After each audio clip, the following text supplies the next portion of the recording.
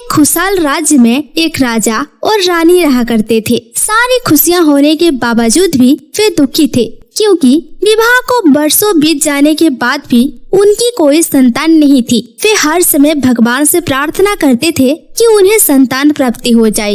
एक सुबह रानी राजमहल के सरोवर के किनारे हाथ जोड़कर सूर्य देवता से प्रार्थना कर रही थी कि तभी एक चमत्कार हुआ। सूर्य की उजली किरण सरोवर के किनारे रखे पत्थर पर पड़ी और वह पत्थर एक मेढक में परिवर्तित हो गया। मेढक ने भविष्यवाणी की कि 1 वर्ष के भीतर रानी एक बच्ची को जन्म देगी और ठीक वैसा ही हुआ। 1 साल बाद रानी ने एक खूबसूरत बच्ची को जन्म दिया। उस बच्ची के मुख पर सूर्य की किरणों से चमक थी। उसका नाम रोजामन रखा गया। पुत्री के जन्म की खुशी में राजा रानी ने एक बहुत बड़ा जश्न का आयोजित किया, जिसमें राज्य की पूरी प्रजा को बुलाया गया। राज्य के बाहरी छोर पर स्थित सुनहरे वन में 13 परियां रहा करती थी। राजा रानी ने उनमें से 12 परियों को तो जश्न में बुलाया, किंतु वे 13वीं परी को बुलाना भूल गए। जश्न के दिन पूरे राजमहल में उल्लास का वातावरण था। मधुर संगीत, नृत्य, रंगारंग कार्यक्रमों के साथ ही एक बड़े भोज का आयोजन किया गया था। नन्ही राजकुमारी रोजामंड सोने के पल्ले में लेटी हुई थी। एक एक सभी मेहमान राजकुमारी के पास आकर उसे उपहार के सहित आशीर्वाद भी दे रहे थे। परियों ने भी रोजामंड को बेशकीमती उपहार दी। उपहारों के साथ ही उन्होंने कई आशीर्वाद भी रोजामंड को दिए। किसी ने उसे सुंदरता का तो किसी ने दयालुता का आशीर्वाद दिया, किसी ने अपार धन का तो किसी ने सुंदर मन का आशीर्वाद दिया। यह सिलसिला 11वीं परी तक चला। 12वीं परी के आशीर्वाद देने के पहले ही 13वीं परी वहाँ आ गई। वह जश्न में ना बुलाए जाने के कारण बहुत क्रोधित थी। उसने रोजामंड को श्राप दे दिया कि अपने 16वें जन्मदिन के दिन उसे एक सुई चुभेगी और वह मर जाएगी। श्राप देकर 13वीं परी वहाँ से चली गई। जश्न में उपस्थित सभी लोग अबाक रह गए। राजा रानी बहुत दुखी थी। फिर परियों से प्रार्थना करने लगे कि किसी तरह रोजामंड के दिए गए श्राप को समाप्त कर दे, किंतु यह संभव नहीं था। परियों ने बताया कि किसी भी श्राप को समाप्त नहीं किया जा सकता। यह सुनकर रानी विलाप करने लगी। 12वीं परी को आशीर्वाद का शेष था। रानी को विलाप करता देख वह बोली, 13वीं परी का श्राप तो समाप्त नहीं किया जा सकता, किंतु मैं अपने आशीर्वाद से उसे कम कर सकती हूँ। उसने रोजामंड को आशीर्वाद दिया कि अपने 16वें जन्मदिन पर सुई चुभने पर वह मरेगी नहीं, बल्कि 100 वर्षों तक गहरी नींद में सो जाएगी। यह सुनकर राजा रानी का दुख कुछ कम अवश्य हुआ। उन्होंने 12वीं परी को धन्यवाद दिया। राजा रानी की इच्छा रोजामंड का विवाह देखने की थी। वे परियों से बोली, आपने 13वीं परी का श्राप कम कर दिया। इस बात की हमें बेहद खुशी है, किंतु दुख ये है कि हम लोग रोजामंड का विवाह नहीं देख पाएंगे। जब 100 वर्षों बाद वह सोकर उठेगी, तब तक हम मर चुके होंगे। तब 12वीं परी बोली, जैसे ही रोजामंड 100 वर्षों के लिए सो जाएगी, राजा रानी सहित पूरी प्रजा भी सो जाएगी। रोजामंड के जागने पर ही सब जागेंगे और रोजामंड नींद से तब जागेगी जब एक सच्चा प्यार करने वाला राजकुमार उसे चुभेगा। यह सुनकर राजा रानी का दुख कुछ कम अवश्य हुआ। उन्होंने 12वीं परी को धन्यवाद दिया। इसके बाद सभी परियां राजमहल से चली गई। परियों के जाने के बाद राजा रानी ने सेवकों से कहकर राजमहल के सारे चरखे और सुइयां नष्ट करवा दी। वे किसी भी सूरत में रोजामंड को दुष्ट परी के श्राप से बचाना चाहते थे। दिन बीतने लगे और रोजामंड बड़ी होने लगी। वह बहुत सुंदर और दयालु होने के साथ ही बुद्धिमान भी थी। समस्त प्रजा उसे बहुत प्रेम करती थी।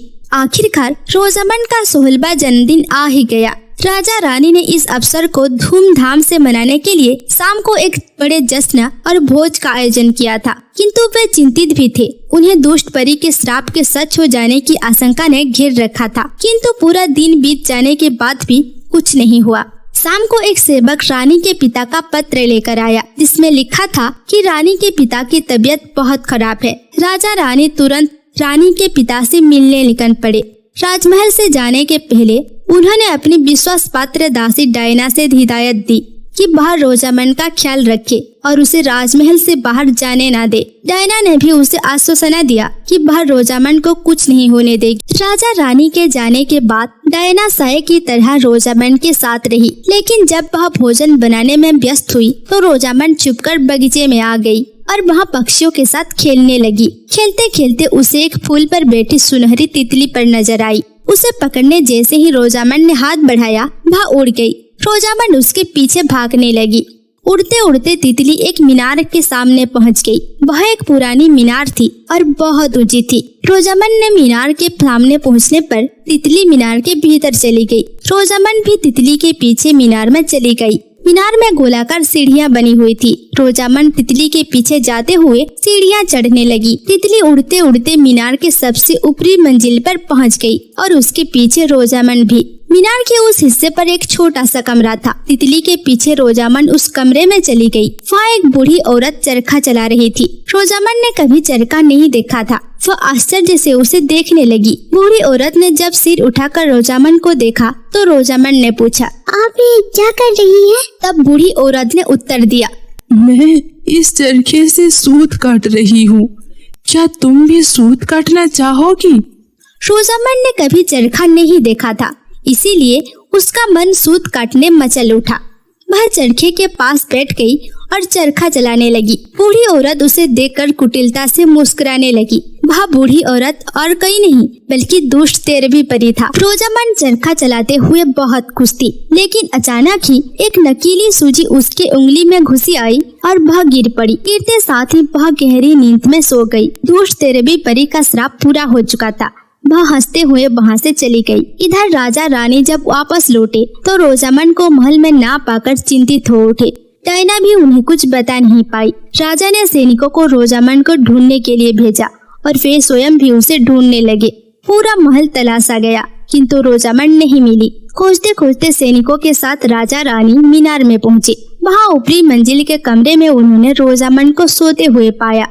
पास ही चरखा भी रखा हुआ था। वे समझ गए कि दुष्ट परी के श्राप ने अपना काम कर दिया। रानी दुख के मारे बिलाप करने लगी। तब राजा ने उसे समझाया कि हमें रोजामंड को लेकर महल चलना चाहिए, क्योंकि कुछ ही देर में हम सब भी सो जाएंगे। रोजामंड को राजमहल में ले जाया गया। उसे तैयार कर मखमली बिछोने वाले एक बिस्तर पर लिटा दिया गया। सोते हुए रोजामंड बहुत ही सुंदर लग रही थी। कुछ ही देर में राजा रानी, दरबारी और राज्य की पूरी प्रजा सो गई। काला बादल राज्य के ऊपर छा गया और पूरा राज्य अंधेरे में डूब गया। समय बीतने के साथ राज्य के चारों ओर कंटीली झाड़ियां उग गई और राज्य उसके पीछे छुप गया। अब वह राज्य बस किस्से कहानियों में रह गया था। वहाँ की सोई हुई राजकुमारी के किस्से दूर दूर तक सुनाए जाते थे। राजकुमारी को देखने की आस में कई राजकुमार उस राज्य में जाने का प्रयास करते, किंतु कंटीली झाड़ियों को पार नहीं कर पाते। कई घायल होकर वापस लौट जाते तो कोई उनसे फंसकर मर जाते।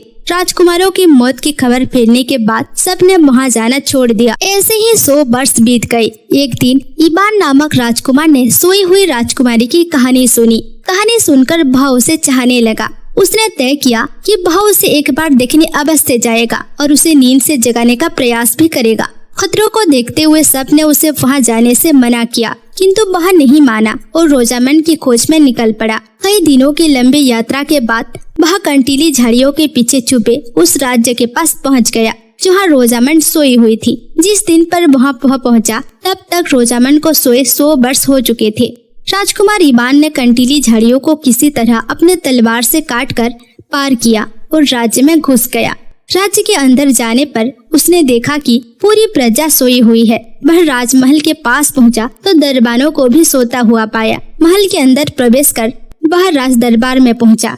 वह राजा रानी सहित सारे दरबारी सो रहे थे। महल में घूमता हुआ वह अंततः उस कक्ष में पहुंच गया जहां रोजामंड सोई हुई थी। सोई हुई राजकुमारी रोजामंड को देखकर राजकुमार का उसके प्रति प्रेम और बढ़ गया। वह रोजामंड के पास गया और उसके हाथों को अपने हाथ में लेकर चूम लिया। जैसे ही उसके रोजामंड को चुमा, दुष्ट परी का श्राप समाप्त हो गया और रोजामंड की नींद भी टूट गई। आंखें खोलते ही उसने एक सुंदर राजकुमार को अपने सामने पाया। वह जान गई कि यही वो सच्चा प्रेम करने वाला राजकुमार है जिसने उसे 100 वर्षों की गहरी नींद से जगाया है।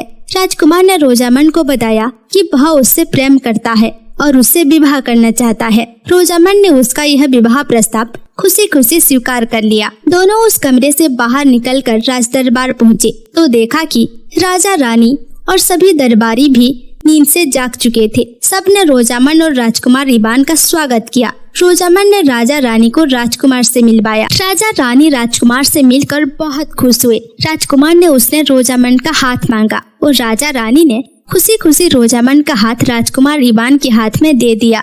राजमहल के ऊपर छाए काले बादल हट गए और वहाँ सूर्य फिर से चमकने लगा। सबने मिलकर सूर्य देवता की प्रार्थना की और उन्हें धन्यवाद किया। उसी दिन रोजामन और राजकुमार का विवाह कर दिया गया। जब रोजामन और राजकुमार का विवाह हुआ तो सूर्य से आग का एक गोला निकला और दूर जंगल में बनी एक झोपड़ी पर गिर गया। वह झोपड़ी में दुष्ट तेरबी परी थी। झोपड़ी के साथ वह भी जलकर मर गई। रोजामन और राजकुमार इबान खुशी खुशी रहने लगे। तो दोस्तों